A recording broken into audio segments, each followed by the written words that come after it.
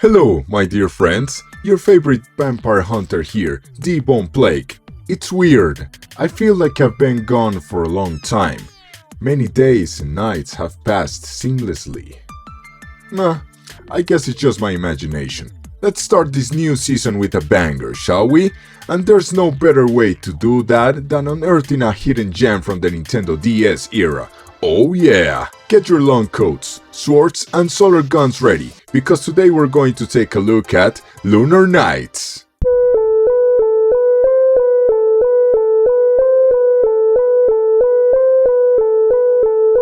Back in the day, we used to have a magazine called Club Nintendo here in Latin America. In fact, I made a video about it which you can check right here. Anyway, there was one issue that covered a Nintendo DS game called Lunar Knights. To be fair, I didn't pay much attention to the content of the review, given that they could be pretty hit or miss and highly dependent on the reviewer's particular tastes. However, the art for the game was particularly striking for me. I mean, just look at it. Keep in mind that, at that time, I was a teenager, so all this edgy stuff was completely my vibe. And before you mention it, yeah, it took me a lot of time to get laid. But don't get me wrong, this is not a nostalgia trip, given that I never played this game back in the day. As much as I wanted to get it, I could never find it at any video game store here in Play Country, as games for the Nintendo DS were hard to come by. So, I recently decided to mend that mistake and got a totally real and legal copy for my DS. Oh, who am I kidding? I have no way to capture footage from the DS, so you know how I play this. But please don't tell the Nintendo ninjas, okay? Well, what is Lunar Knights? Lunar Knights is an action RPG released in February 2007. It was published by Konami and developed by... oh no... Kojima Productions. Wait a moment, is this a Kojima game? I hate that pretentious son of a bitch. This game is already ruined for me. Alright, I'll leave my bias aside and give it a fair chance. Or at least I'll try. Anyway, Hold on a minute, Mr. Plague.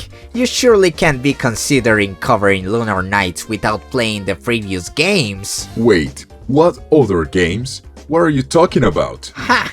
Oblivious as always. Can't expect any better from a Kojima hater. This game is the fourth in the Bokai series. Get your facts straight, you uncultured swine. Oh right, I mean, it makes a lot of sense. This game is known in Japan as Bokai DS. Well, I guess that bootlicker is right. I should play Bokai first to get a hold on everything Lunar Knights has to offer.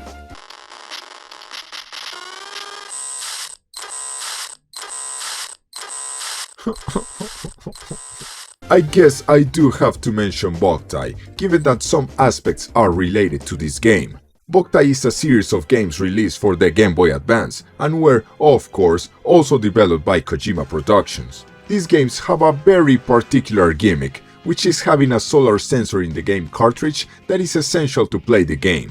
As you can already tell, this is incredibly annoying when trying to play the game nowadays. If you want the authentic experience in physical hardware, it can cost up to 990,000 Plague-Arinos, which roughly translates to $250. Emulating it is no walk in the park either, as you need a ROM with a patch to adjust the desired sunlight level in-game. Otherwise, it's actually impossible to advance in the game, as you need to be in full sunlight for one of the very first segments of the game. This is just classic Kojima. Yet people wonder, how can I not appreciate his genius? Jokes aside, I did try the patched version of the first game on an emulator, and the manual adjusting of sunlight works just fine. However, this game has incredibly annoying mechanics, like your gun overloading if it gets too much fucking sunlight, leaving you defenseless while it cools down. So, sorry to all the Bokai fans out there, but I'd rather pass on those games and go straight to Lunar Knights, which is actually very disappointing since I wanted to try those out. The game's plot is actually very simple for a Kojima game. Vampires have taken over the world and have covered the sun using a giant machine in space, much like Mr. Burns once did, and are capturing people to enslave them and feed on them. Right away you can see that the game has some very impressive although compressed cutscenes, and the pixel art of the game looks really good. You take control of two different characters. Lucian, a vampire hunter who is the definition of edgy and is obsessed with hunting down all the vampires and their leader, and Aaron, a rookie member of the Solar Gunslinger Guild, who is forced into action due to unforeseen circumstances. Both characters have different motivations, but have to work together in order to defeat the vampires. Most of the time, you'll be able to swap between these two characters at will, depending on necessity or preference, but there are times as well when you can only use one of them. So, how does it play? The main gameplay loop of the title is exploring dungeons while beating enemies and solving puzzles in order to get to the boss and defeat it. Lucian acts as the melee character, while Aaron attacks at range.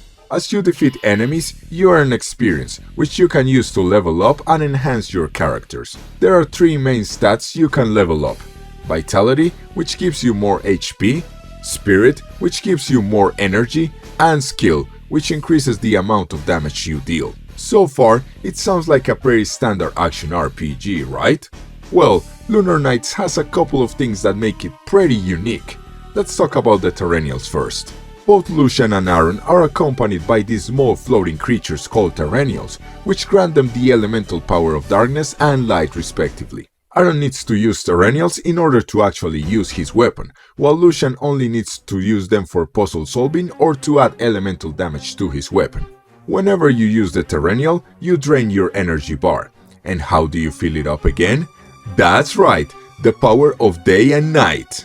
Now, unlike Bokai, Lunar Knights doesn't depend on the real weather or time of the day, given that the game has its own day and night cycle, so you can find different spaces of light coming through in the dungeons. Lucian charges his energy at night and Aaron with the sunlight. While not perfect, this is a huge improvement over Bokai's system. It never gets in the way of your experience with the game, as you can always use items to restore your energy in case there's no light available in a specific part of the dungeon. It's always important to keep an eye on your energy bar, given that it's not only used for Terrennials, but also for sprinting. Because of course, this is a Konami game. You can't have characters walking at a normal pace. There are 4 additional Terrennials in the game, which you get after defeating the bosses of the first 3 dungeons, and these allow you to actually change the weather in the world, which is actually necessary in order to fully explore the dungeons and get some hidden items. You can do this in one of the places of the overworld or by charging up enough trance energy to activate the Terrennial's special ability. To be honest, I can't be bothered with doing that. I mean, big deal, I'll miss some random items, what's the worst that can happen? I would come to regret that later. A lot. Another interesting detail is how the game handles the use of both the microphone and the touch screen of the DS. You can blow into the microphone to whistle in the game and attract enemies to your position and distract them. This is similar to how you could tap on the walls in Bokai. Unfortunately, this didn't work very well in the emulator, and I had to bind the microphone to a key in order to use it in a mandatory section. An interesting detail is that this game has some short stealth sections where you have to avoid being seen to activate a switch, and while they serve their purpose and are mechanically functional, Metal Gear Solid, this ain't it. As for the touch screen, this is where the action takes place, with the upper screen being used to show you the time of the day, weather conditions, and details in the pause menu. But there is another gameplay mechanic that fully takes advantage of the touch controls. Whenever you defeat a boss, you must take their casket into fucking space to fully get rid of them, given that their machine is blocking the sun in the planet. When this happens, the game turns into an on-rails shooter, and you control the spaceship by moving the stylus on the screen and shoot by tapping on the enemy targets. I gotta say, this took me completely by surprise when I beat the first boss, but it's a welcome change of pace. In regular gameplay, you also use the touchscreen to activate the trance state of the Terrennials, which gives you a special ability that you control using the stylus in the case of the elemental Terrennials, or transform your character for the darkness and light ones. Lucian's transformation with Nero, the Dark Terrennial, is especially overpowered, as it can drain the boss's health bar in seconds while restoring your own health. The TRC bar, however, fills up very slowly by attacking enemies and defending with the shield, so use these abilities with caution. Speaking of enemies, there's not a huge variety to be honest, but they all accomplish their mission of being as simple or as annoying as possible. A particular shout out to the dogs, which are infuriating to deal with, especially their elemental variants.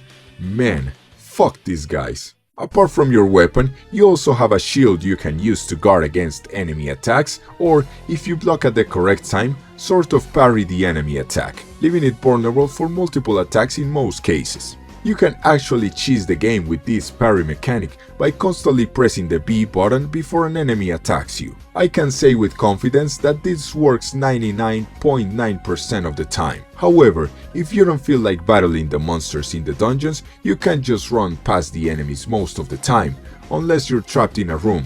But in addition to missing on experience, you're also missing on money. Enemies drop money when they die, and it is important to get it because, apart from buying objects, it acts as your continues upon death. You see, when one character dies, you can continue playing as the other character, and when both die, you'll have to pay a small fee to continue. Keep in mind that this doesn't apply if you fall into a pit, as that is an automatic game over, even if the other character hasn't died in combat, which can be frustrating at times. Enemies also drop materials in order to improve your weapons, and different items to recover health or energy, fill up your TRC bar, amongst other things. Sometimes I saved an item for later, but when it was time to use it, I couldn't find it, instead getting a rotten fruit in my inventory. Well, there's another particularity. Some of these items have expiration times, represented by this little circle that starts filling out as time goes by. Once the item expires, it automatically turns into rotten fruit, which can help you recover some health, but also inflicts the poison status effect. Ah, Kojima, you cheeky bastard. There are 4 of these status effects in the game. The aforementioned poison, which pixelates your view every time you move for a while, confusion, which inverts your controls, and burning and freezing, which just deal damage over time until you shake off the effect or use a potion to eliminate the status effect. The bosses are a highlight of the game. Each of them has different mechanics and ways to make the most out of both characters. For example, the second boss is a double battle. One enemy is immune to bullets and the other to physical attacks, so you have to be on your toes and constantly swap characters depending on which boss is active at the moment. Fun fact, these 2 enemies are references to Edgar Allan Poe, since one is called Edgar and the other Virginia, like Poe's wife. Also, they are both a type of creature called Poes. Other bosses take into account the element you use. For example, Baron Stoker, who might be another reference, this time to Dracula's author Bram Stoker, uses a robot scorpion, and its pincers are immune to dark and light, so you must constantly change characters to use both elements in order to defeat him. There are also some mini-bosses that use the other elements, like the Chimeras or the Lion. When you're not exploring the dungeons, you can visit small towns and places in order to buy items, upgrade your weapons, or, most importantly, talk to various people. There are some side quests in the game, but in order to get them, you need to talk to various characters in the stores and areas of the towns multiple times. If you don't do this, you'll never get the quests and miss on some items and experience, which leads me to the endgame. Once you defeat the vampires that have imprisoned the Terrenials, you can go into the final dungeon of the game, the vampire boss's castle, and let's just say that this is quite the difficulty spike. The enemies start hitting very damn hard and you barely make a dent on their health. This can't be right. I mean, I have been playing the game normally, so... Wait, what the fuck? The enemies are like 10 levels above me. How is this possible? Turns out, you really have to engage in the side quest and optional content in order to grind experience and properly beat the game, because you won't get the required level just by focusing on the main mission. Before entering the battle with the vampire leader, Dumas, you must be at least close to level 40 in order to have a fair shot to finish the game. But before we take a look at the last couple of bosses, let's talk about the last dungeon. Here, you must activate some elemental switches to open the big doors of the castle to get to the upper floors, and man, this is one long dungeon. You have to constantly leave the dungeon in the first floor to change the weather. This is very cumbersome. Why can't you just change the weather yourself as an option in the pause menu? You have the terrenals on your side after all. But it's not only a matter of tedium. Some puzzles in this part are infuriating as well. Like the pressure switch puzzle where you have to use a dog, one of the fastest enemies in the game, to open a door and get to the other side before it closes. I honestly thought my run was going to end here, until by some divine grace I managed to do it. My advice for this part would be to find a good position to parry the dog and get the hell out of there before the dog can see your gun so it doesn't immediately jump after you. So yeah, a miracle. The other annoying puzzle was the ice maze. Seriously, whoever thought that slippery icy floors would be a good mechanic deserves to be fucked with a pitchfork. It sucks in every single video game it has ever been implemented in, and out of all the classic RPG puzzles with this mechanic, this one has to be the absolute worst. The final floor of the dungeon is no walk in the park either, as both characters get separated and you play their sections individually. This section has some very frustrating parts, like long and tight corridors full of enemies and traps that, if you get killed, you will be sent to the beginning of said room. And as you can see in the map, these rooms are huge. Sure, you can just run past the enemies, but again, you're missing invaluable XP for the final battle. To be perfectly honest, the game gets kinda repetitive by the end, with this final dungeon being extremely long and a slog to play.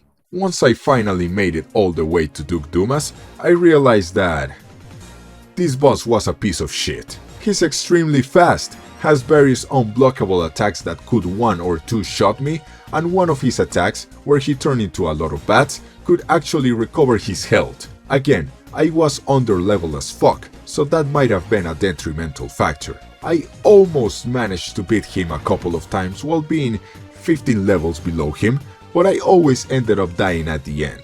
I figured that the best strategy would be to chip away at his health until he was below half, and then use Lucian's Dark Transformation to siphon his health and beat him. But for some reason, I could never actually kill him this way. Fuck! This is impossible. I'm never gonna make it this way. Well, I guess it's time I buff myself a little bit.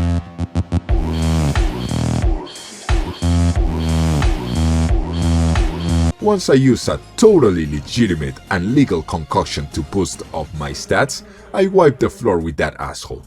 Good fucking riddance. In comparison, the final boss is very easy, consisting of a normal battle, which I guess would have given me more trouble if I hadn't become the biggest chat in Culiacan, and a battle in space which you have to beat the final boss 3 times in a row before being able to kill him for good in a battle of who can kill the other first. Luckily for me, I was the happiest trigger in town. I mean, space. The credits roll and the game is over. Or is it? You can actually start a New Game Plus playthrough, something that not a lot of games had back in 2007, and only in New Game Plus you can find the epilogue chapter of the game. A 100 fucking floors tower full of enemy gauntlets, which works in sets of 10, and if you die, you have to start the set from the beginning. No fucking way I'm gonna put myself through that. So yeah, game's over, nothing to see here. Now, what are my final impressions of the game? Despite how much I suffered by the end and how much of a slog it becomes, I had a lot of fun with Lunar Knights. I guess that if you engage properly with the side content that it offers and prepare accordingly for the challenges ahead, you can have a great time with this title. This is one of those oddities that a lot of people might not know, despite coming from the mind of one of the most adored and overrated game developers in the history of gaming, but it's totally worth giving a try. If you like action RPGs with quirky mechanics, edgy looking characters, or you just like to consume everything Kojima related, this game is for you. Just make sure to play it on physical hardware if possible, or, you know, on a PC that's not a piece of shit like mine if you're into that kind of stuff. Well, that has been all for today, my friends. Tell me, did you know about Lunar Knights? Do you agree that this is Kojima's real masterpiece? Let me know your thoughts in the comments below. And remember, one game a day keeps the plague doctor away. See ya!